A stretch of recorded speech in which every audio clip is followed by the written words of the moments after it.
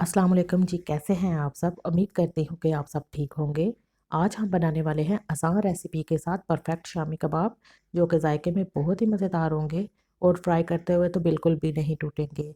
सबसे पहले आपने 1.5 कप चने की दाल को 2 घंटे पहले भिगो के रख देना है। 2 घंटे के बाद दाल को 2 से 3 पानी के साथ धो लें। कुकर में दाल डालें, आधा किलो हड्डी वाला चिकन डाल दें, 2 खाने के चम्मच लहसुन अदरक का पेस्ट डालें, नमक 2 चाय के चम्मच, लाल मिर्चें 1.5 चाय का चम्मच, हल्दी आधा चाय का चम्मच, कुटी हुई लाल मिर्च 1 चाय का चम्मच, ज़ीरा 1 खाने का चम्मच डाल लें और 2 खाने के चम्मच ऑयल डाल दें। अब इसमें 2 गिलास पानी डालें और कुकर बंद कर दें। 20 मिनट के लिए सीटी लगाएं। 20 मिनट के बाद चिकन को निकाल कर दाल को आपने पीस लेना है।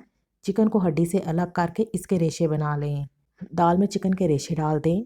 पिसा हुआ धनिया 1 खाने का चम्मच, गरम मसाला 1 चाय का चम्मच, 4 से 5 सब्ज़ मिर्चें बारीक चॉप करके डाल लें।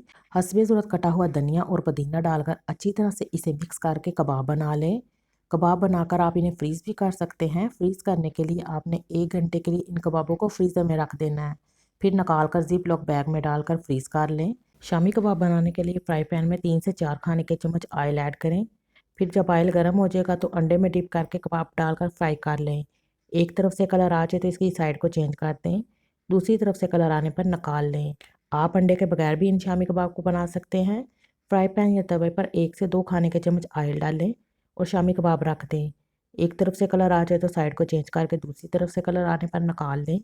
बहुत ही आसान रेसिपी के साथ बहुत कम ऑयल में इस तरह से शामी कबाब बनते हैं। आप शामी कबाब की ये रेसिपी ज़रूर ट्राई करें।